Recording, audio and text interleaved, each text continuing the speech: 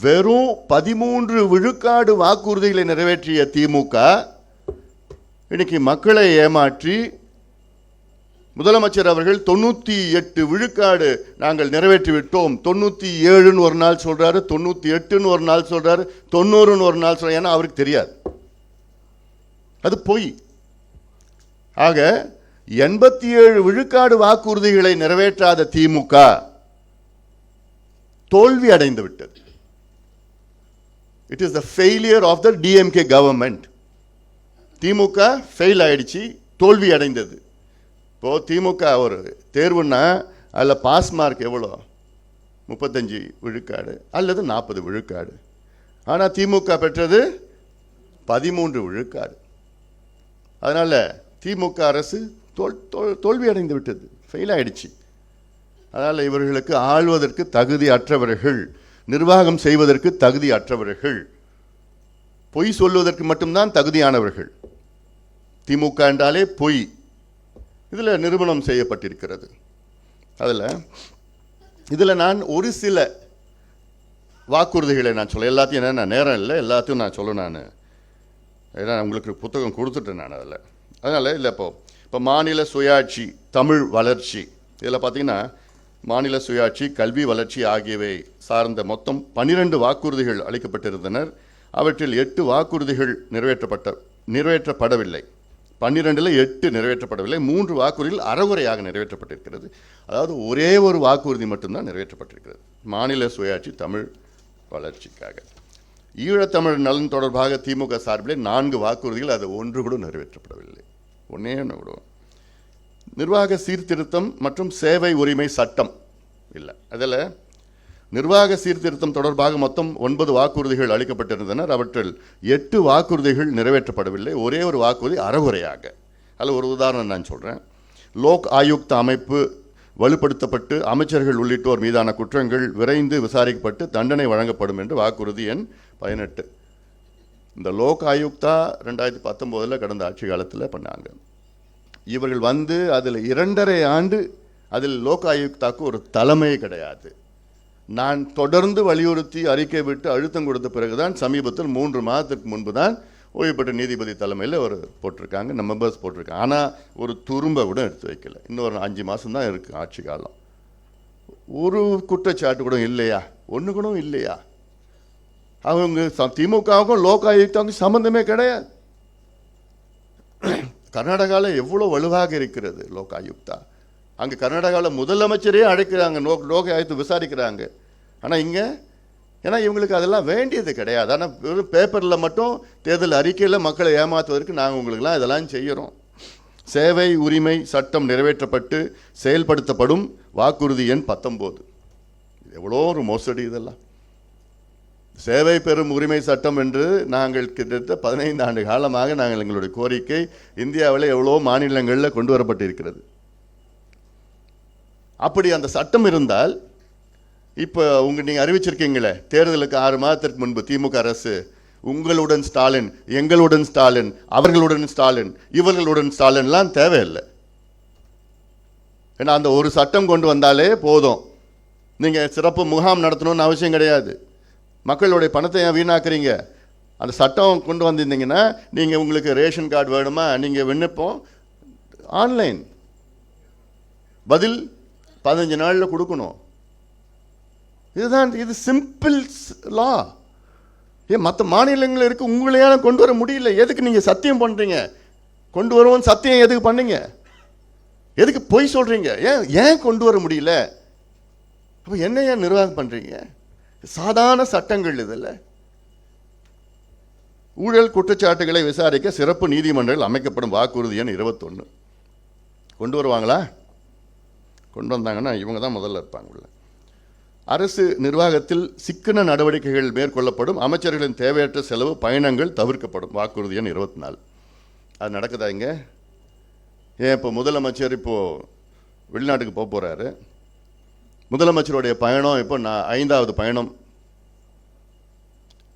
முதல்ல துபாய் போயிட்டு வந்தார், அப்புறம் சிங்கப்பூர், ஜப்பான் போனார், அப்புறம் ஸ்பெயின் ஏதோ 14 நாள் போனார், அமெரிக்கா 17 நாள் போனார். இந்த 4 பயணமும் கிட்டத்தட்ட 18,000 கோடி வந்து புரிந்துணர்வு ஒப்பந்தம், மெமரண்டம் ஆஃப் அண்டர்ஸ்டாண்டிங். அதில் நான் கேட்கறது, மீண்டும் மீண்டும் கேட்கறது, 4 முறை போனீங்களே முதலமைச்சர், எவ்வளோ கோடி செலவு பண்ணீங்க, இதில் எவ்வளோ உங்களுக்கு அதில் பயன்பெற்றிருக்கிறது தமிழ்நாட்டிற்கு? 18,000 கோடி உங்களுடைய பயணத்தில், அதில் எவ்வளோ முதலீடு நடந்திருக்கிறது, எவ்வளோ அதில் எத்தனை பேருக்கு வேலை கிடைச்சிருக்கிறது? அது இந்த 2 கேள்வி தான் நான் கேட்டேன். நீங்கள் இங்கே வெள்ளை அறிக்கை கூட கொடுக்க வேண்டாம், நீங்கள் 2 கேள்விக்கு பதில் சொல்லுங்கள். 18,000 கோடியில் எவ்வளோ முதலீடு செய்யப்பட்டிருக்கிறது, இன்வெஸ்ட்மெண்ட் எவ்வளோ வந்திருக்கு, கையெழுத்தில் நான் கேட்கல. அதில் எத்தனை பேருக்கு வேலை வாய்ப்பு கிடைத்திருக்கிறது அவங்களால சொல்ல முடியுமா? 0. இப்போ 5வது முறை போகிறார் முதலமைச்சர், வெளிநாட்டுக்கு போகிறார். எவ்வளோ ஒரு ஒரு ஒரு ட்ராமா பண்ணுவாங்க, ஆக்ஷன் கேமரா டேக், அதான் நடக்கும். கையெழுத்து போடுவாங்க, அப்புறம் விளம்பரம் வரும், நீங்கள் செய்தி போடுவீங்க, மக்கள் ஏமாந்துட்டு இருப்பாங்க. உழவர்கள் நலன், தமிழ்நாட்டினுடைய முதுகெலும்பு உழவர்கள். தமிழ்நாட்டில் 63 விழுக்காடு மக்கள் உழவை சார்ந்தவர்கள், உழவு தொழிலை நம்பி இருக்கின்றவர்கள். 63 விழுக்காடு. ஆனால் அவங்க தமிழ்நாடு ஜிஎஸ்டிபிக்கு கான்ட்ரிபியூட் பண்ணுறது வெறும் 11% தான். 63% மக்கள் கான்ட்ரிபியூஷன் டு த ஜிஎஸ்டிபி வெறும் 11% தான். அதனால் இப்போ சர்வீஸ் செக்டர் தான் 57% இருக்குது. அப்புறம் மேனுஃபேக்சரிங் வந்து கிட்டத்தட்ட 27-30% கிட்ட இருக்குது அதில். ஸோ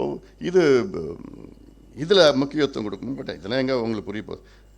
உழவர்கள் நலன் மற்றும் வேளாண் தொடர்பாக மொத்தம் 56 வாக்குறுதிகள். அவற்றில் 41 வாக்குறுதிகள் மட்டும்தான், 41 வாக்குறுதிகள் நிறைவேற்றப்படவில்லை. 56ல் 7 வாக்குறுதிகள் அறகுறையாக, 8 வாக்குறுதிகள் மட்டுமே நிறைவேற்றப்பட்டிருக்கிறது. நினச்சி பாருங்க, 56ல் வெறும் 8 வாக்குறுதிகள் நிறைவேற்றப்பட்டிருக்கிறது. அப்போ எவ்வளோ ஒரு பித்தலாட்டம், எவ்வளோ ஒரு பொய் சொல்லுகின்ற திமுக அரசு. அதில் ஒரு சில நான் சொல்கிறேன். ஊரக பகுதியில் உற்பத்தி செய்யப்படும் அனைத்து பொருட்களையும் விற்பனை செய்வதற்கான சந்தைகள் உருவாக்கப்படும். வாக்குறுதி 30 பண்ணாங்களா? இல்லை. கேரளாவில் செயல்படுத்துவதை போல் தமிழ்நாட்டில் அனைத்து வேளாண் விளை பொருட்களுக்கும் கொள்முதல் விலை நிர்ணயம் செய்யப்படும். வாக்குறுதி எண் 32 நடக்கலை. விவசாயிகளின் ஒப்புதல் இல்லாமல் விளைநிலங்களை வேறு பயன்பாட்டிற்கு மாற்றுவதை தடுக்க நடவடிக்கை எடுக்கப்படும். இதில் அந்த வாக்குறுதி மட்டும் நிறைவேற்றலை, அதுக்கு நேர் எதிராக செயல்பட்டு இருக்கிறாங்க. விவசாய பயன்பாட்டுக்கு இல்லாமல் அவங்க ஒப்புதல் அளிக்கலைன்னா ஏன் இந்த திமுக அரசு தானே விவசாயிகளை குண்டர் சட்டத்தில் போட அரசு. இந்தியாவில் இல்லை, உலகத்தில் எந்த விவசாயியாவது குண்டர் சட்டத்தில் போடுவாங்களா? இந்த திமுக அரசு எதுக்கு போராடினாங்க? விவசாயிகள் எங்கள் நிலத்தை நாங்கள் கொடுக்க மாட்டோம், இந்த நிலத்தை நாங்கள் காலங்காலமாக இந்த நிலத்தை நாங்கள் பயன்படுத்தி உங்களுக்கு நாங்கள் உணவளித்து கொண்டிருக்கின்றோம், இந்த நிலம் வருங்கால சந்ததியினருக்கு உணவளிக்க வேண்டும், அந்த நோக்கத்திற்காக இதை நான் கொடுக்க மாட்டேன். எதுக்கு கேட்குறான்னா, சிப்காட் அமைங்க வேண்டான்னு சொல்லலை. முப்போகம் விளைகின்ற விவசாய நிலத்தை அழித்து சிப்காட் நான் அமைப்போம் என்று அது வளர்ச்சி கிடையாது. அதில் கிருஷ்ணகிரி மாவட்டம் ஜூனூரில் 360 ஏக்கரில் தோட்டக்கலை பல்கலைக்கழகம் தொடங்கினாங்கடா? இல்லை. வாக்குறுதி என்னாச்சு? ஸ்டாலின் அண்ணாச்சி. தென் தமிழ்நாட்டில் மதுரையில் வேளாண் பல்கலைக்கழகம் அமைக்கப்படும். வாக்குறுதி எண் 54 அமைச்சாங்களா? இல்லை. நியாய விலை கடைகளில் நாட்டு சர்க்கரை, வெல்லம் ஆகியவற்றை விநியோக நடவடிக்கை எடுக்கப்படும். தமிழ்நாட்டில் அனைத்து வகை விதை நெல்களுக்கு மொத்தம் 1,05,000 லட்சம் டன், 1,05,000 லட்சம் டன் அளவுக்கு கிலோவுக்கு 10 ரூபாய் வீதம் உழவர்களுக்கு மானியம் வழங்கப்படும். இது முக்கியமானது. 1 லட்சம் டன் நெல் விதைக்கு ஒரு கிலோவுக்கு 10 ரூபாய் மானியம். அது அடிப்படை. இந்த அடிப்படையை கூட செய்ய தவறிய திமுக. நீர்ப்பாசன திட்டங்கள், இது இவ்வளோ பெரிய மோசடி. ஒரு மாநிலம் வளர வேண்டும் என்றால் அதற்கு முக்கியமானது நீர்ப்பாசன திட்டங்கள். இப்போ இருக்கிற காலநிலை மாற்றம், பருவநிலை மாற்றம் பிரச்சனைகள்லாம் பார்த்தோன்னா வரும். இப்போ ஏதோ மழை பெஞ்சிட்டு இருக்குது, எல்லாம் இருக்குது. ஆனால் போக போக இன்னும் நின்றுடோன்னு சொல்லிட்டு இருக்காங்க காலநிலை நிபுணர்கள், எக்ஸ்பர்ட்ஸ், கிளைமேட் எக்ஸ்பர்ட்ஸ். நீர் மேலாண்மை துறை தொடர்பாக 29 வாக்குறுதிகள் அளிக்கப்பட்டிருந்தன. அவற்றில் 23 வாக்குறுதிகள் நிறைவேற்றப்படவில்லை. 4 வாக்குறுதிகள் அறகுறையாக, 2 வாக்குறுதிகள் மட்டுமே. 29 வெறும் 2 வாக்குறுதிகள் நிறைவேற்றப்பட்டிருக்கிறது. எவ்வளோ மோசம்! நீர்நிலைகள் மேம்படுவதற்கான நீர் மேலாண்மை திட்டம் முதல் கட்டமாக 10,000 கோடி நிதி உதவியுடன் செயல்படுத்தப்படும். வாக்குறுதி எண் 89. ஒன்றும் பண்ணல. சென்னை மாநகரின் கூவம், அடையாறு, கொசஸ்தலை ஆறு மற்றும் ஏரிகளின் பாதுகாப்பிற்காக 5,000 கோடி மதிப்பீட்டு சிறப்பு திட்டம் செயல்படுத்தப்படும். ஒன்றும் நடக்கல. இதில் வாக்குறுதி எண் 109. சேலம் மேச்சேரி நீரேற்று திட்டம் நிறைவேற்றப்படும். வாக்குறுதி எண் 106. வந்துச்சுங்களா? இல்லை, அதான் எம்எல்ஏ உட்காந்துருக்கிறார். நொய்யலாறு சீர்படுத்தப்பட்டு பவானி, நொய்யலாறு, அமராவதி ஆறு இணைப்பு திட்டம் செயல்படுத்தப்படும். அந்த நொய்யலாறு, அமராவதி ஆறு, பவானி ஆறு அது என்னன்னு கூட தெரியாது. அதில் எவ்வளோ தண்ணி போகுது, எவ்வளோ சாக்கடை போகுது, எவ்வளோ கழிவு இருக்குது, எப்போ தண்ணி வருது, அது என்னன்னு கூட திமுகவுக்கு தெரியாது, முதலமைச்சருக்கு தெரியாது. இவங்க வாக்குறுதி கொடுக்குறாங்க. வெக்கக்கேடு அதெல்லாம். கோயம்புத்தூர் போய் பாருங்கள். அங்கே நொய்யலாறு கோயம்புத்தூரில் போய் சாக்கடையாக இருக்குது. கூவத்தோட மோசமாக இருக்குது அங்கே நொய்யலாறு. எங்கேருந்து வருது அது? வெள்ளையங்கிரி மலையிலேருந்து எவ்வளோ அந்த நொய்யலாறு அந்த தண்ணி எவ்வளோ இருக்குது, சிறுவாணி தண்ணி அதெல்லாம் சேர்ந்து வருது. அது இதை பற்றி பேசுவதற்கும் திமுகவுக்கு தகுதி கிடையாது. எல்லாம் இவங்க வந்து வாக்குறுதி கொடுக்குறாங்க. கிருஷ்ணகிரி மாவட்டம் படைதளவேரி, இப்போ நான் போனேன், நான் நடைப்பயணத்தில் போய் பார்த்தேன். எண்ணெய்கோல் புதூர் படைதள திட்டம். அங்கே என்ன ஒன்றுமே நடக்கல. அங்கே இது கடந்த ஆட்சி நீங்கள் இப்போ செய்யணும்னா கடந்த ஆட்சி காலத்தில் 253 கோடி ரூபாய் ஒதுக்கிட்டு செஞ்சுருக்கிறாங்க. அதை செயல்பட்டா போகணும். அது பண்ண முடியல. துப்பு இல்லை உங்களுக்கு. கொளத்தூர் தோணிமடு திட்டம் 2 வருது உங்கள் தொகுதியில். ஒரு 6 மாதம் வெயிட் பண்ணுங்க. அதான் நான் எத்தனையோ முறை பார்த்தேன். அங்கே எம்பி நான் தான் இருந்தேன். நாங்கள் மீனவர்கள் நலன், மீனவர்களின் பாதுகாப்பு தொடர்பாக 25 வாக்குறுதிகள் அளிக்கப்பட்டிருக்கு. அதில் 20 வாக்குறுதிகள் நிறைவேற்றப்படவில்லை, 5 வாக்குறுதிகள் அறகுறையாக. ஆக 25 வாக்குறுதிகள் மீனவர்களுக்கு ஒன்று கூட நிறைவேற்றவில்லை, முழுமையாக நிறைவேற்றவில்லை, ஒன்று கூட. அப்போ என்ன யார் பண்ணுறீங்க? மீனவர்கள் நலனை காக்க கச்சத்தீவு விட்டுருங்க. இவங்க கச்சத்தீவு வந்து தேர்தல் நேரத்தில் பேசிகிட்டு இருப்பாங்க. மீனவர்கள் பழங்குடியினர் பட்டியலில் சேர்த்து அதற்கான சலுகைகள் பெற்றுத்தர திமுக அரசு நடவடிக்கை எடுக்கப்படும். வாக்குறுதி எண் 114. பண்ணாங்களா? மீனவர்கள் வந்து பழங்குடியினர் பட்டியலில் சேர்க்கணும். அது ஒரு முயற்சியாவது எடுத்தாங்களா? இது மத்திய அரசு மேலே சொல்லுவாங்க. ஆனால் அதை பற்றி ஏதாவது ஒரு பேசுனாங்களா? எங்கேயாவது ஒரு முயற்சி எடுத்தாங்களா? சட்டமன்றத்தில் ஏதாவது ஒரு தீர்மானம் ஏதாவது? மீனவர்களுக்கு 2 லட்சம் புதிய வீடுகள் கட்டித்தரப்படும். எத்தனை வீடு கட்டினாங்க? ஒன்றும் கிடையாது. சொல்லுங்க. திமுக கிட்ட கேட்குறேன், எனக்கு பதில் சொல்லுங்க. நீங்கள் மீன்வளத்துறை புதிய வேலை வாய்ப்புகள் உருவாக்க மீன்வள கல்லூரிகள், கடல்சால் கல்லூரிகள் புதிதாக உருவாக்கப்படும். ஒன்றுத்தையும் காணும். அனைத்து மீனவ கிராமங்களுக்கு மீன் வளர்க்கும் தளம் அமைத்து தரப்படும். நெசவாளர்கள் கொடுத்தது வந்து கிட்டத்தட்ட 14 வாக்குறுதிகள். அதில் நிறைவேற்றப்பட்டவை 2. நெசவாளர்களுக்கென்று தனியாக கூட்டுறவு வங்கி அமைக்கப்படும். எவ்வளோ முக்கியமானது. நான் காஞ்சிபுரம் போயிட்டு வந்தேன்.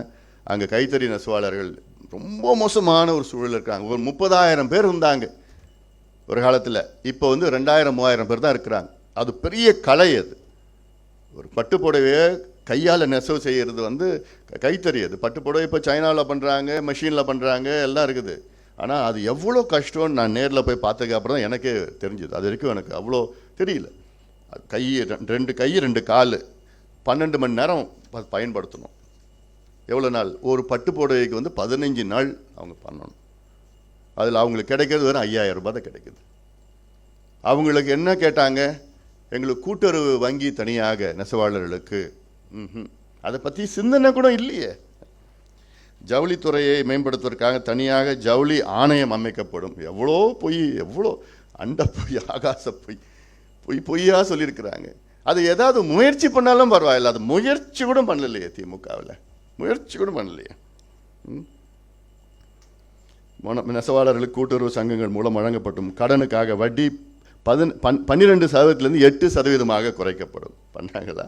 இல்லையே. அவங்க என்ன கேட்டால் ஒரு 4% வட்டியை குறைக்குங்க. தொழிலாளர்கள் நலன், பாட்டாளி வர்க்கமாக தொழிலாளர்கள் நலனுக்காக பாதுகாக்கும் வகையில் மொத்தம் 8 வாக்குறுதிகள் அளிக்கப்பட்டன. அதில் 6 வாக்குறுதிகள் நிறைவேற்றப்படவில்லை. ஒரு வாக்குறுதி நிறைவேற்றப்பட்டிருக்கிறது. இன்னொன்று வந்து அறகுறையாக. அதாவது போக்குவரத்து தொழிலாளர்களுக்கு பழைய ஓய்வூதியம் திட்டம் செயல்படுத்துகிறோம். மாநகரங்கள் மற்றும் நகரங்களில் ஆட்டோ ஓட்டுநர்கள் சொந்த ஆட்டோ வாங்க 10,000 வரை மானியம் வழங்கப்படும். ஒன்றுமே இல்லை. மாணவர்கள் மற்றும் வேலைவாய்ப்பு நலன், இதுதான் வேலைவாய்ப்பு முக்கியமானது. மாணவர்கள் நலன் மற்றும் வேலைவாய்ப்பு தொடர்பாக 33 வாக்குறுதிகள், அவற்றில் நீட் ரத்து உள்ளிட்ட 21 வாக்குறுதிகள் நிறைவேற்றப்படவில்லை. தலா 6 வாக்குறுதிகள் அறகுறையாக முழுமையாக நிறைவேற்றப்பட்டிருக்கிறது. அதாவது 33ல் 6 நிறைவேற்றப்பட்டிருக்கிறது. மாணவர்கள் கல்வி கடன் ரத்து செய்யப்படும். இது எவ்வளோ பெரிய ஒரு ஒரு பொய் இது. இந்த பொய்யை சொல்லி எவ்வளோ மாணவர்களுடைய கல்வி கடன், நகை கடன், விவசாய கடன், இந்த 3 கடன் ரத்து ரத்து ரத்து ரத்துன்னு அந்த வார்த்தையை சொல்லி சொல்லியே ஏமாற்றி ஆட்சிக்கு வந்த திமுக மக்கள் உங்களை ரத்து பண்ண போகிறாங்க 6 மாதத்தில். நீட் தேர்வு ரத்து செய்யப்படும். இந்த வாக்குறுதி முதலமைச்சர், இப்போ இருக்கிற துணை முதலமைச்சர் தெருவாக பேசினாங்க. நாங்கள் ஆட்சிக்கு வந்தவுடன் ஒரு வாரத்தில் நீட்டு ரத்து, ஒரு வாரத்தில் நீட்டு ரத்து. நான் கேட்குறேன், இன்றைக்கி நீங்கள் சொல்கிறீங்களே மத்திய அரசு ரத்து பண்ணணும், இன்றைக்கி சொல்கிறீங்க, அது இந்த வார்த்தை அன்றைக்கி சொல்ல வேண்டியது தானே? நீங்கள் எப்படி நீங்கள் ரத்து பண்ணுவீங்க? நீங்கள் சொன்னீங்க நாங்கள் மத்திய அரசு எதிர்த்து நாங்கள் போராட்டம் பண்ணி அழுத்தம் கொடுத்து ரத்து செய்ய முயற்சி செய்வோம்னு நீங்கள் சொல்லியிருக்கணும். ஆனால் ஒரு வாரத்தில் ரத்து, ஒரு வாரத்தில் ரத்துன்னா என்ன? அப்போ யாரை ஏமாத்துறீங்க? இது பித்தலாட்டம், 420, இது வேறு எதுவும் கிடையாது. மருத்துவ மாணவர்கள் சேர்க்கையில் அகில இந்திய ஒதுக்கீடு ரத்து செய்யப்படும். எவ்வளோ பெரிய ஒரு பொய்! இவங்களால் செய்ய முடியுமா? அகில இந்திய ஒதுக்கீடு இதெல்லாம். ஆனால் இதில் என்னன்னா, அகில இந்திய ஒதுக்கீடு அது என்னை பொறுத்த வரைக்கும் அது தேவையில்லை. தமிழ்நாட்டுக்கு எவ்வளோ, தமிழ்நாட்டு மக்கள், தமிழ்நாட்டு மாணவர்களுக்கு அது பயன்படணும். அது எங்களுடைய கொள்கை அது. ஆனால் அது சம்மந்தமாக ஏதாவது ஒரு முயற்சி எடுத்திருக்காங்களா? இல்லை. இந்த அகில இந்திய ஒதுக்கீடு என்பது சில மாநிலங்களில் வந்து மருத்துவக் கல்லூரி வரலை. அப்போது இப்போ எல்லா மாநிலங்களும் மருத்துவக் கல்லூரி இருக்குது. மத்திய அரசும் எல்லா மாநிலங்களும் மருத்துவக் கல்லூரி தொடங்கிட்டாங்க. அப்போது ஒவ்வொரு மாநிலமும் இவ்வளோ குறிப்பிட்ட எண்ணிக்கை, 50 விழுக்காடு எண்ணிக்கை, அதெல்லாம் வந்து 70 விழுக்காடு எல்லாம் கொடுக்கணும்னு அவசியமே கிடையாது. அது அட்லீஸ்ட் ஒரு முயற்சி பண்ணியிருக்காங்களா? ஒன்றும் கிடையாது. மருத்துவமனை செக்டர், மருத்துவக் கல்லூரி இல்லாத மாவட்டங்களில் புதிய மருத்துவக் கல்லூரி தொடங்கப்படும். திமுக ஆட்சிக்கு வந்து இந்த 4.5 ஆண்டுகளில் ஒரே ஒரு மருத்துவக் கல்லூரி கூட தொடங்கவில்லை. இன்னைக்கு தமிழ்நாட்டில் 6 மாவட்டங்களில் மருத்துவக் கல்லூரி கிடையாது. இது வரைக்கும் 1977 எம்ஜிஆர் அவர்கள் ஆட்சிக்கு முதல் ஆட்சிக்கு வந்ததிலிருந்து அட்லீஸ்ட் ஒரு கல்லூரி, ஒவ்வொரு ஆட்சி காலத்தில் ஒரு கல்லூரி தொடங்கியிருக்கிறாங்க. ஒவ்வொரு ஆட்சியிலும் குறைஞ்சது. ஆனால் முதல் முறையாக ஒரே ஒரு மருத்துவக் கல்லூரி கூட தொடங்காத ஒரு ஆட்சி இப்போ நடக்கிறது. விடியா ஆட்சி, திமுக ஆட்சி.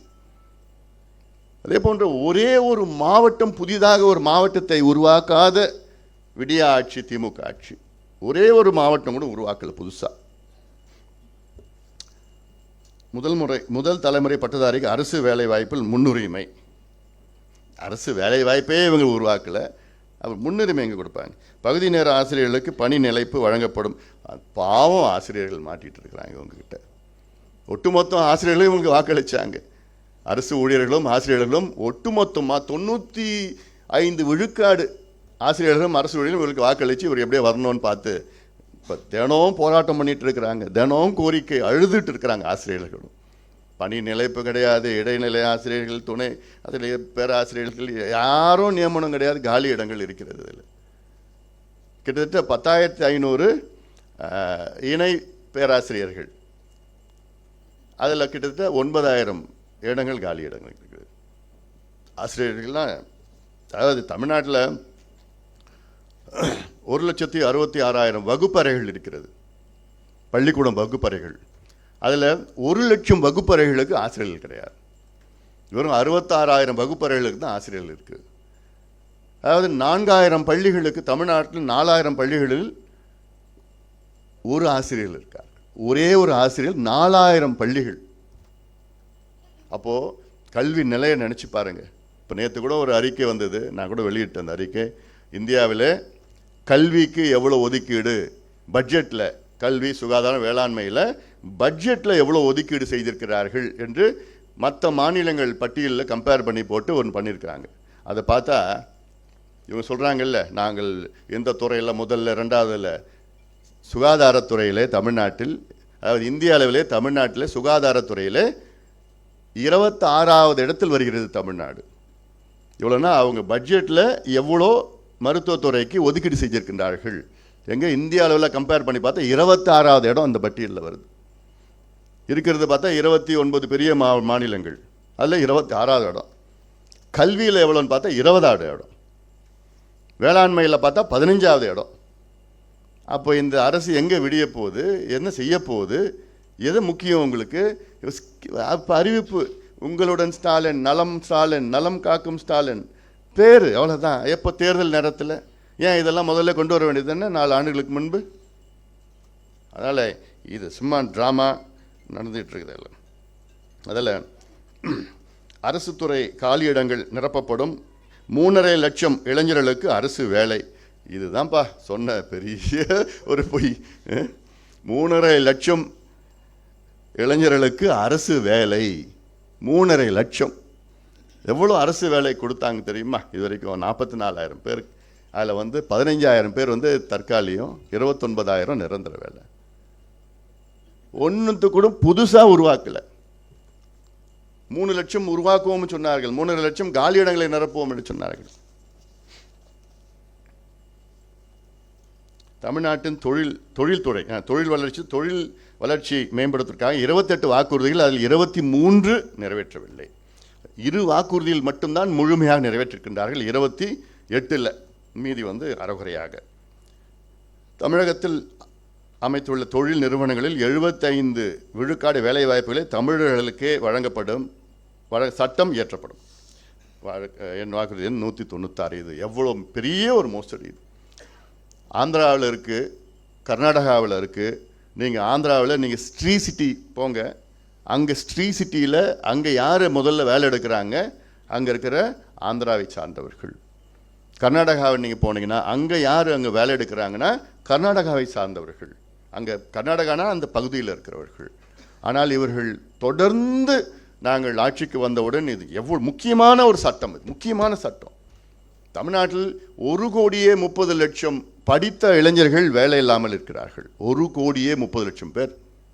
ஒரு காலத்தில் 78 லட்சம் பேர் எம்ப்ளாய்மெண்ட் எக்ஸ்சேஞ்சில் பதிவு பண்ணாங்க. இப்போ அது எம்ப்ளாய்மெண்ட் எக்ஸ்சேஞ்ச் பற்றி மறந்துட்டாங்க. இப்போ 34 லட்சம் தான் இருக்கிறாங்க.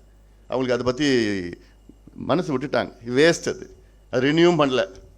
அதில் ஒன்றும் ஆக போகிறது கிடையாது. அதில் 3 துறை மட்டும்தான், காவல்துறை, ஆசிரியர்கள், அது இன்னொரு துறை இருக்குது. 3 துறை மட்டும் தான் ரினியூ பண்ணிகிட்டு இருக்காங்க. ஏதோ அவங்களுக்கு ஒரு கற்பனையில் இருக்கிறாங்க கிடைக்கும்னு. இவங்ககிட்ட ஒன்றும் கிடைக்க போகிறது கிடையாது. அப்போது இந்த சட்டத்தை கொண்டு வந்தாலே 75% தொழிற்சாலைகள் வேலை வாய்ப்பு உள்ளூர் இளைஞர்கள் கொடுக்கணும்னு ஒரு சட்டம் கொண்டு வந்தாலே எத்தனை லட்சக்கணக்கான இளைஞர்கள் வேலை கிடைக்கும். ஹொசூரில் டாடா கம்பெனிக்கு நிலம் கொடுத்தோம். தமிழ்நாடு அரசு கொடுத்தது 1000 ஏக்கர் 2000 ஏக்கர் கொடுத்தது. அதில் மொத்தம் வேலை செய்கிறவங்க 15,000 பேர். அதில் தமிழ்நாட்டை சார்ந்தவர்கள் எத்தனை பேர்? 2,200 பேர் வேலை செய்கிறாங்க. மீதி சத்தீஸ்கர், ஜார்க்கண்ட்லேருந்து கொண்டு வர்றாங்க. நம்ம நிலம் கொடுக்குறோம், இடம் கொடுக்குறோம், மானியத்தில் கரண்ட் கொடுக்குறோம், இன்ஃப்ராஸ்ட்ரக்சர் ரோடு போடுறோம், எல்லாம் பண்ணுறோம். ஆனால் வேலை மட்டும் சத்தீஸ்கர், ஜார்க்கண்ட். இந்த சட்டம் வந்ததுன்னா அதெல்லாம் பண்ண முடியாது.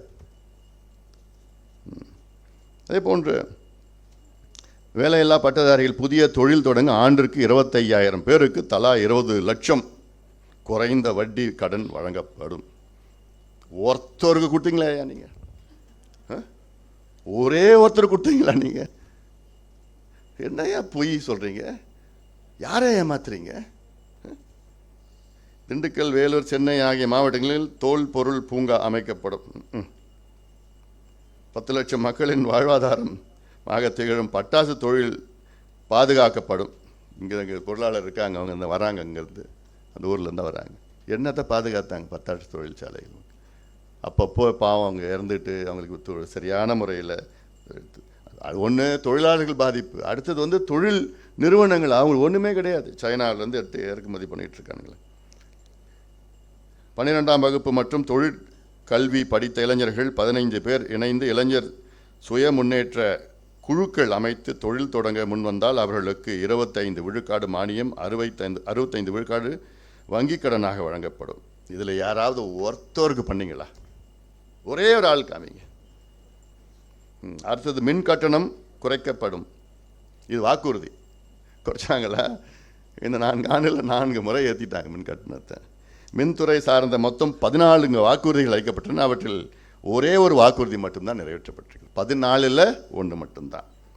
போர்க்கால அடிப்படையிலே மின் உற்பத்தியை பெருக்கி தடையற்ற மின்சாரம் வழங்க நடவடிக்கை எடுக்கப்படும். இப்போ என்னென்ன நான் சொன்னேன்ல, கல்வியில் 20வது இடம் இந்தியா லெவலில் முதலீடு பட்ஜெட்டில், சுகாதாரத்தில் 26வது இடம், வேளாண் துறையில் 15வது இடம். இதில் எதில் தெரியுமா முன்னத்தில் இருக்குது? மின்துறையில். ஏன் தெரியுமா இருக்குது? தனியார் கிட்டேருந்து மின்சாரம் வாங்கணும், அதில் அதிகமாக கமிஷன் வரும், லஞ்சம் வரும். அதுக்காகத்தான் மின்சாரத்துறையில் அதிக பட்ஜெட்டில் அவங்களுக்கு ஒதுக்கீடு கொடுத்துருக்காங்க. அரசு மின் உற்பத்தி செஞ்சால் 3 ரூபா 3.5 ரூபா 3 to 3.5 rupees per யூனிட். ஆனால் தனியார் துறையிலேருந்து இவங்க வாங்கிறது 8 ரூபா 9, அதிகபட்சம் 15 ரூபா ஒரு யூனிட் வாங்குறாங்க அதிகபட்சம். அப்போது அரசு உற்பத்தியிலேருந்து கிட்டத்தட்ட 3 மடங்கு அதிகமாக விலை கொடுத்து வாங்குறாங்க. அதில் தான் அதிகமாக லஞ்சம் வருது. அதனால தான் இவங்க தமிழக அரசு மின்சாரம் உற்பத்தி செய்ய அது மறுக்கிறார்கள். தயங்குறாங்கன்னு சொல்ல மாட்டேன் நான். இது வரைக்கும் திமுக நிலுவையில் இருக்கிறது 10,000 மெகாவாட் மின் உற்பத்தி தமிழ்நாட்டில் நிலுவையில் இருக்குது. தமிழ்நாடு அரசு செய்ய வேண்டியது. ஆனால் இப்போ இவங்க ஆட்சிக்கு 1 மட்டும் ஆரம்பித்தாங்க. அதில் கிட்டத்தட்ட ஒரு 300-400 மெகாவாட் தான் உற்பத்தி. அவங்க சொன்னது 800 மெகாவாட்னு சொன்னாங்க. அப்புறம் முக்கியமானது இது, மாதம் ஒரு முறை மின் கட்டணத்தை கணக்கிடும் முறை கொண்டு வரப்படும். இதனால் நுகர்வோருக்கு ஆண்டிற்கு 6,000 ரூபாய் வரை மிச்சமாகும். எவ்வளோ பெரிய ஒரு மோசடி! இந்த வாக்குறுதி மோசடி வாக்குறுதின்னு சொல்லுவேன்.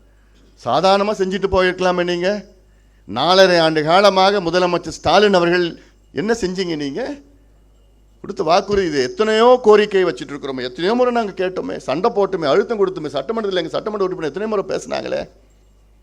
ஏன் மாதம் மின் கணக்கெடுப்பு நடத்த என்ன பிரச்சனை உங்களுக்கு கேட்டால், நாங்கள் ஸ்மார்ட் மீட்டர் அது வந்தால் நாங்கள் பண்ணுவோம். இதெல்லாம் ஒரு காரணமாயா? ஸ்மார்ட் மீட்டர் எப்போ வரும்னா, அது அவங்க சரியாக கொடுக்கல, எங்களுக்கு கொடுத்தா எங்களுக்கு வந்துடும். இதுக்கு இன்னொரு ரீடெண்டர் இப்போ பண்ணியிருக்கிறாங்க. இப்போ அதுக்கு மானிய விலை உளுந்து இல்லை. இது இன்னும் சொன்னாலே இன்னும் இவ்வளோ சொல்லிட்டு போகலாம். சுற்றுலா மேம்பாடு தொடர்பாக அளிக்கப்பட்ட 2 வாக்குறுதிகள் நிறைவேற்றப்படவில்லை. பெண்கள் பாதுகாப்பு, பெண்கள் முன்னேற்றம் தொடர்பாக 22 வாக்குறுதிகள் அளிக்கப்பட்டனர். அதில் 14 வாக்குறுதிகள் நிறைவேற்றப்படவில்லை. தலா 4 வாக்குறுதிகள் அறகுறையாகவும் முழுமையாக நிறைவேற்றப்பட்டது. அதாவது 22ல் வெறும் 4 வாக்குறுதிகள் நிறைவேற்றப்பட்டிருக்கிறது. 35 வயதிற்கு மேற்பட்ட கணவரால் கைவிடப்பட்ட பெண்கள் மற்றும் கைப்பெண்களுக்கு கல்வி தகுதியின் அடிப்படையில் அரசு மற்றும் அரசு நிறுவனங்களில் வேலை வழங்கப்படும். எத்தனை பேருக்கு பண்ணியிருக்கிறாங்க? 0. கருவுற்ற பெண்களுக்கு மாதம் 3,000 வீதம் 8 மாதத்திற்கு மொத்தம் 24,000 ரூபாய் வழங்கப்படும். கொடுத்தாங்களா? இல்லை. 5 வகையான திருமண நிதி உதவி திட்டங்கள் வழங்கப்படும். உதவி தொகை 30,000 உயர்த்தப்படுவதுடன் 8 கிராம் தங்கமும் வழங்கப்படும். வாக்குறுதி எண் 255, 56, 57, 58, 59. வறுமை கோட்டு கீழ் வாழும் குடும்பங்கள் சேர்ந்த 1,00,000 கிராமப்புற பெண்களுக்கு கால்நடை வளர்ப்பு, மீன்பிடித்தல், மண்பானை செய்தல் போன்ற விவசாயம் சார்ந்த சிறு தொழில் செய்ய 50,000 ரூபாய் வட்டியில்லா கடன் வழங்கப்படும். வாக்குறுதி எண் 261. இல்லை. அப்போது திமுக அரசு நான் தொடர்ந்து பெண்களுக்கு எதிரான ஒரு அரசுன்னு சொல்லிட்டு வரேன். ஏன்னா பெண்களுக்கு பாதுகாப்பு இல்லை. தமிழ்நாட்டில் 4 வயது பெண்களிலிருந்து 80 வயது பாட்டி வரைக்கும் பாதுகாப்பு இல்லை. அது பாதுகாப்பு ஒரு பக்கம் இருக்கட்டும். ஆனால் நீங்கள் பெண்களுக்கு என்ன செஞ்சீங்க? நீங்கள் அவங்க வளர்ச்சிக்கு என்ன? நீங்கள் இப்போ 1000 ரூபா கொடுத்தா அது அது அப்படி எல்லாம் முடிஞ்சு போச்சு, உங்கள் வேலை முடிஞ்சு போச்சு. உரிமை தொகை, அது பேர் உரிமை தொகை. பெண்களுக்கு தமிழ்நாட்டில் உரிமை இல்லை. அதில் 1000 ரூபா கொடுத்து அந்த உரிமையை மீட்டெடுக்கிறாங்களாம்மா இவங்க. எவ்வளோ மோசடி இது. சமூக நீதிக்கும் திமுகவுக்கும் எள்ளளவும் சம்பந்தம் கிடையாது. சமூக நீதி பற்றி திமுகவுக்கு பேசுவதற்கு கூட தகுதி கிடையாது. சமூக நீதினா தந்தை பெரியார் பேரையோ அண்ணா பேரையோ இப்போ இருக்கிற அரசு கலைஞர் பேர் கூட சொல்றதுக்கு தகுதி கிடையாது. ஏன்னா இவர்கள் எல்லாம் சமூக நீதிக்கு அவர்களுக்காக அடையாளம் கொடுத்தார்கள். ஆனால் இப்போ இவங்களுக்கு ஸ்டாலின் அவர்களுக்கும் சமூக நீதிக்கும் சம்பந்தமே கிடையாது. அவருக்கு பேசக்கூட கூடாது. சமூக நீதி நிலை நிறுத்துவதற்காக 21 வாக்குறுதிகள் அளிக்கப்பட்டனர்.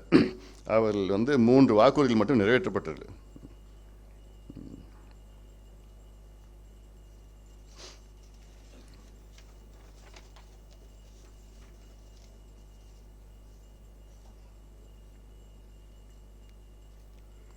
சிறுபான்மையர், மாற்றுத்திறனாளிகள், வணிகர்கள் நலன், இதில் கிட்டத்தட்ட 12 வாக்குறுதிகள், அதில் 4 வாக்குறுதிகள் நிறைவேற்றப்பட்டிருக்கின்றார்கள்.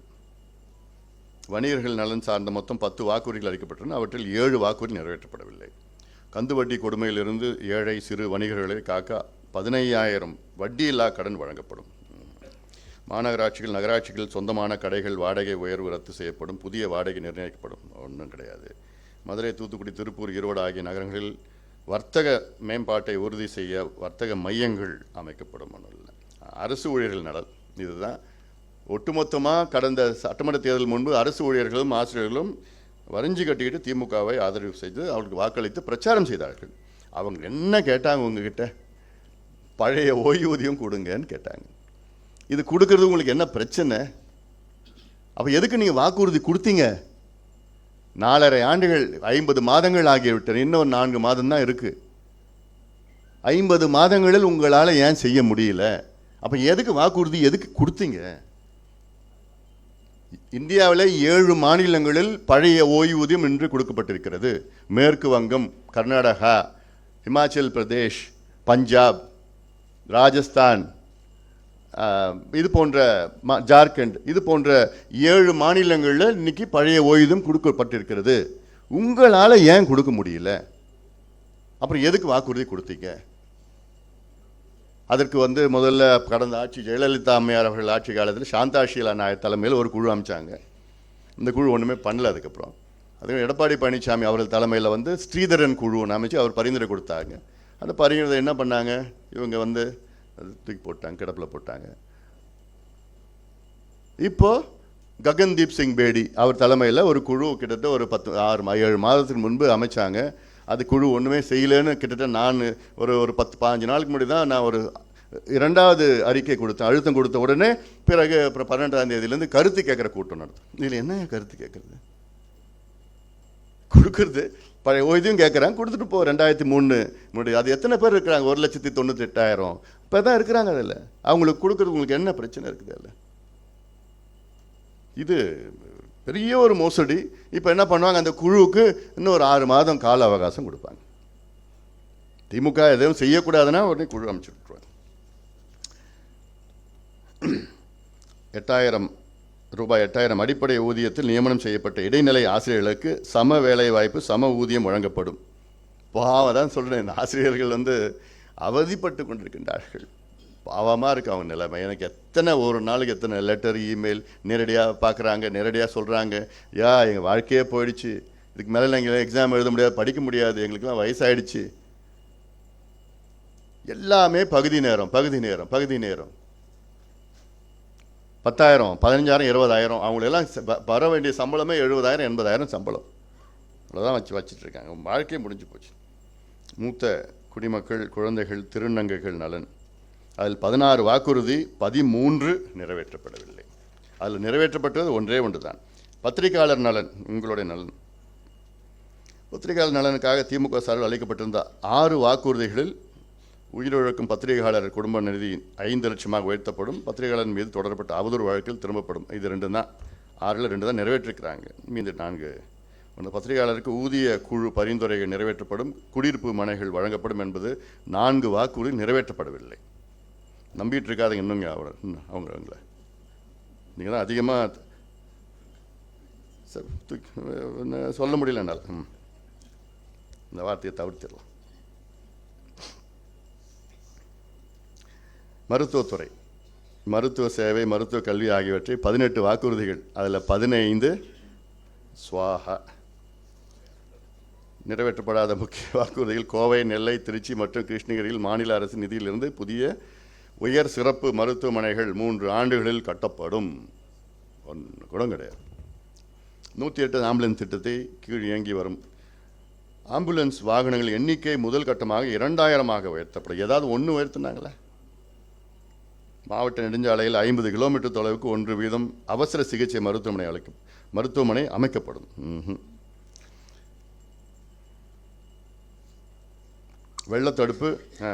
வெள்ளத்தடுப்பு பணிகள், விளையாட்டு மேம்பாடு. சென்னை உட்பட தமிழகத்தின் பல பகுதியில் வெள்ளத்தடுப்பு பணிகள், விளையாட்டு, சுற்றுச்சூழல், வனம் ஆகிய துறைகள் சார்ந்த 13 வாக்குறுதிகள், அதில் 2 வாக்குறுதிகள் நிறைவேற்றப்பட்டிருக்கிறது. வெள்ளத்தடுப்பு. சென்னையில் இப்போ மழை வரப்போகுது. சென்னை மக்களே தயார் நிலையில் இருங்க. நல்லதாக ஒரு போட்டு வாங்கி வச்சுக்கோங்க. இதுதான் நான் சொல்ல வேண்டிய செய்தி சென்னை மக்கள். ஏன்னா இவங்களை திமுக நம்பினா இவங்களுடைய பொருள் சேதம், வீடு சேதம் எல்லாம். மொட்டை மாடியில் இதெல்லாத்தையும் தயார் பண்ணிக்கோங்க. மழை வந்துச்சுன்னா மொட்டை மாடியில் நீங்களும் உங்கள் பொருளும் பத்திரமா வச்சுக்கோங்க. உங்கள் காரை பத்திரமா ஃப்ளைஓவர் மேலே எங்கேயாவது உயரமான பகுதியில் உங்கள் வாகனங்கள், உங்களுடைய காரோ உங்களுடைய பைக்கோ இல்லை ஆட்டோ ஏதாவது வச்சுருக்கீங்கன்னா ஆட்டோ ஏதாவது பத்திரமா ஃப்ளைஓவருக்கு மேலே வச்சுக்கோங்க. மேடான பகுதியில் நீங்கள் போய் தங்கிக்குங்க. வேறு உங்கள் உயிரை பாதுகாத்து கொள்ளுங்கள் சென்னை மக்களே. சட்டப்பேரவை, அரசு நிர்வாகம், காவல்துறை. இதில் 20 வாக்குறுதிகள். அதில் ஒரே ஒரு வாக்குறுதி மட்டும்தான் நிறைவேற்றப்பட்டிருக்கு 20. மீதியில் ஒரு 6 அறகுறையாக இருக்கிறது. தமிழ்நாடு சட்டப்பேரவை மேலவை மீண்டும் கொண்டு வருவோம் என்று சொன்னாங்க. மேலவை கொண்டு வந்தாங்களா? அது ஏதாவது முயற்சி ஒன்றும் பண்ணாங்களா? ஒரு சொல்லலாம், ஒரு பொய் சொல்லலாம், அது உறுத்தாது அவங்களுக்குலாம். ஐயோ நாங்கள் பொய் சொல்லிட்டுமே, அட்லீஸ்ட் ஒன்று முயற்சி பண்ணோன்னாங்கன்னு நாளைக்கு சொல்லலான்னா அதை பற்றி எந்த ஒரு உறுத்தலோ எந்த ஒரு உணர்வோ எதுவும் கிடையாது. தமிழ்நாட்டின் சட்டப்பேரவை நிகழ்ச்சிகள் அனைத்தும் நேரலை ஒளிபரப்பு செய்யப்படும்.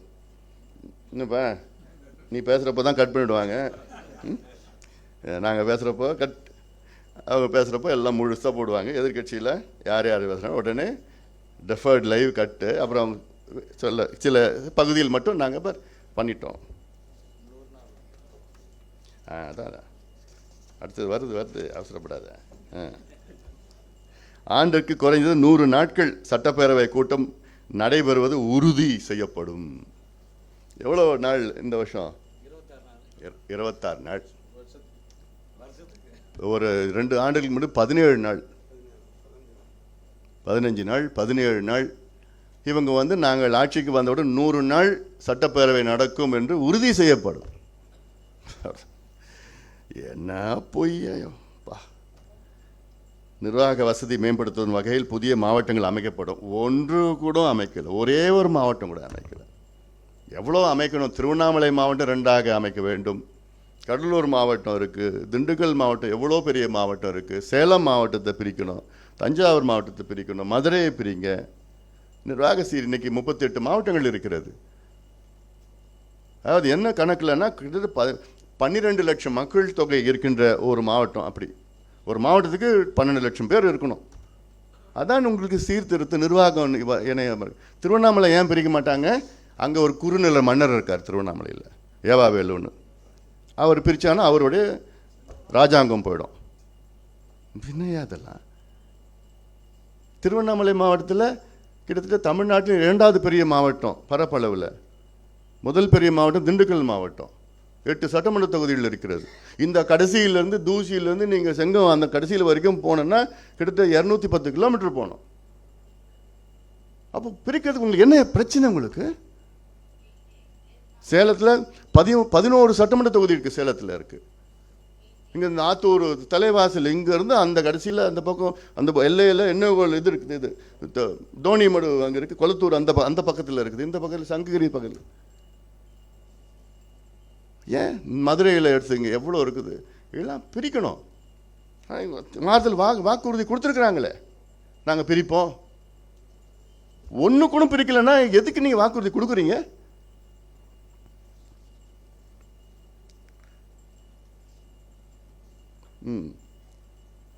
குடிநீர் திட்டங்கள் தொடர்பாக அளிக்கப்பட்ட 4 வாக்குறுதிகள் நிறைவேற்றப்படவில்லை.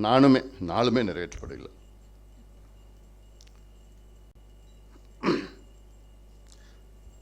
அப்புறம் இந்து சமய அறநிலைத்துறையின் சார்பில் அளிக்கப்பட்ட 17 வாக்குறுதிகள் 11 வாக்குறுதிகள் நிறைவேற்றப்படவில்லை. கிராம கோவில் பூசாரிகளுக்கு மாதம் 2000 ஊதியம் வழங்கப்படும். ஓய்வூதியம் 4000 உயர்த்தப்படும். கோவில்களில் தமிழில் அர்ச்சனை செய்யும் திட்டம் விரிவுபடுத்தப்படும். அனைத்து சாதி அர்ச்சகர்கள் திட்டத்தில் பயிற்சி பெற்ற 205 பேருக்கு அர்ச்சக பணி வழங்கப்படும். பேருந்து கட்டணம் குறைப்பு இல்லை. அதாவது நெடுஞ்சாலைத்துறை, போக்குவரத்து துறை தொடர்பாக தொடர்வண்டித்துறை, விமான நிலையங்கள் போன்ற சார்ந்து 27 வாக்குறுதி அளிக்கப்பட்டு அவற்றில் 24 வாக்குறுதிகள் நிறைவேற்றப்படவில்லை. அதாவது அரசு போக்குவரத்து கழகங்கள் லாபத்தில் இயங்க 2018ஆம் ஆண்டு அரசுக்கு திமுக அளித்த பரிந்துரைகள் செயல்படுத்தப்படும். அதாவது அப்போ அதிமுக ஆட்சி காலத்தில் 2010 திமுக அரசுக்கு பரிந்துரை செய்யறாங்களாம். அந்த பரிந்துரைகள் இவங்க ஆட்சிக்கு வந்தவுடன் நிறைவேற்றப்படும். இது மோசடியாச்சு. இது இவங்க அவங்களுக்கு ரெக்கமெண்ட் பண்ணாங்களாம். இவங்க ஆட்சி அந்த ரெக்கமெண்டேஷன் இவங்க நிறைவேற்றுவாங்கன்னு சொல்லி ஒரு பொய். அதை கூட பண்ண முடியல அவங்களால. அப்போ எதுக்கே நீங்கள் ஆட்சி நடத்துறீங்க? வீட்டுக்கு போங்க. கேடுதெல்லாம். சென்னை கன்னியாகுமரியிலான கிழக்கு கடற்கரை சாலை விரிவாக்கும் பணிகள் விரைந்து முடிக்க முயற்சி மேற்கொள்ளப்படும். அட்லீஸ்ட் இந்த இடத்துல முயற்சின்னு சொல்லியிருக்கிறாங்களே, முடிச்சிடுவோம், செஞ்சிடுவோம்னு சொல்லிட்டு. திருவான்மியூரிலிருந்து மாமல்லபுரம் வரை பறக்கும் ரயில் பாதை அமைக்கப்படும். ஒரு பேனா தான். பேனாவுக்கு காட்டுற அக்கறை பப்ளிக்கு காட்ட மாட்டீங்களே, பொதுமக்களுக்கு காட்ட மாட்டீங்களே. மெரினா பீச்சில் ஒரு பேனா அமைக்கணும்னா எவ்வளோ பரபரப்பாக சட்டத்தையும் அங்கே அனுமதியும் டெல்லிக்கு போடுறீங்க, எங்கே ஓடுறீங்க, கோர்ட்டுக்கு ஓடுறீங்க. இதை கட்டுமானங்கள் அடிப்படை வசதிகள் பண்ணுறதுக்கு அதுக்கு அந்த ஆர்வம் நிதி இல்லைன்னு சொல்லிட்டு இருக்கீங்க. எண்ணூரிலிருந்து சென்னை சென்ட்ரல் வரையிலும், தீவுத்திடலிருந்து மாமல்லபுரம் வரையிலும் பக்கிங்ஹாம் கால்வாய் சீரமைக்கப்பட்டு படகு போக்குவரத்து தொடங்கப்படும். இருக்கிற நிலத்தை பிடுங்கிட்டு எடுத்துகிட்டு போயிட்டுருக்காங்க. அதை பிடுங்காமலே இருந்தாலே போதும். எங்கெங்கே நிலம் இருக்குது, காலி இருக்குது, அதை பிடுங்கிறதுல தான் இருக்காங்க. தவிர இவங்க போட்டு விட போகிறாங்க. ஆமாம், பக்கிங்ஹாம் கால்வாய் இல்லையா, சென்னை கொளத்தூர் தொகுதியிலையும் அண்ணா நகர் தொகுதியிலையும் போட் ரெடி பண்ணி வைங்க. இந்த மழை வருது. ஏன்னா கொளத்தூர் தொகுதியில் கொஞ்சம் நல்ல ஸ்பீட் போட்டாக இருக்கலாம். ஏன்னா சிஎம் தொகுதி அது. மற்ற தொகுதியில் சாதாரண போட்டு. ஏதாவது எங்கே கிடைக்குங்க போட்டு? கேரளாவில் தான் கிடைக்குமா போட்டு, நல்ல போட்டு?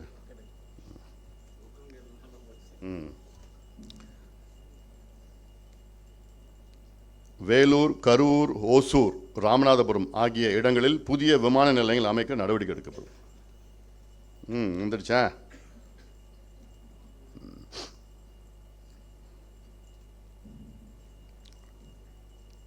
பிற துறைகள் சார்ந்த மொத்தம் 57 வாக்குறுதிகள். அவற்றில் 37 வாக்குறுதி நிறைவேற்றப்படவில்லை.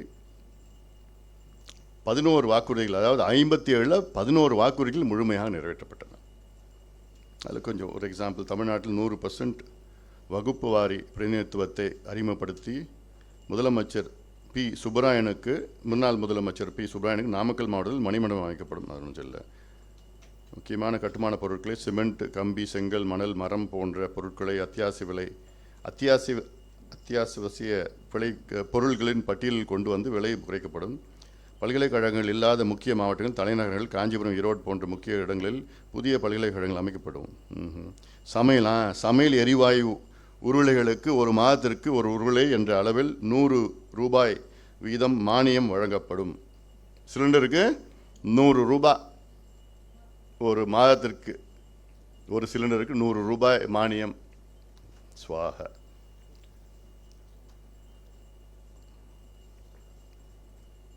இதை தவிர 10 ஆண்டுகள் தொலைநோக்கு திட்டங்களில் 7 உறுதிமொழிகளை திருச்சியில் நடைபெற்ற திமுக மாநாடு திமுக தலைவர் ஸ்டாலின் அளித்தார். அவை அனைத்தும் 10 ஆண்டுகள் திட்டங்கள் என்பதால் அவை நிறைவேற்றப்பட்டிருக்கின்றார்களா என்பதை இப்போது கூற முடியாது. அது இல்லை. இப்பயே நான் சொல்லியிருந்த பதிலுக்கு. அதே நேரத்தில் திமுக ஆட்சி பொறுப்பேற்று முழுமையாக 50 மாதங்கள் முடிவந்த நிலையில் பொருளாதாரம், வேளாண்மை, நீர்வளம், கல்வி மற்றும் சுகாதார, நகர்ப்புற வேளாண்மை, நகர்ப்புற மேலாண்மை, ஊரக கட்டமைப்பு, சமூக நீதி சார்ந்த 7 உறுதிமொழிகளில் சொல்லிக்கொண்டு எந்த முன்னேற்றமும் கிடையாது. ஆக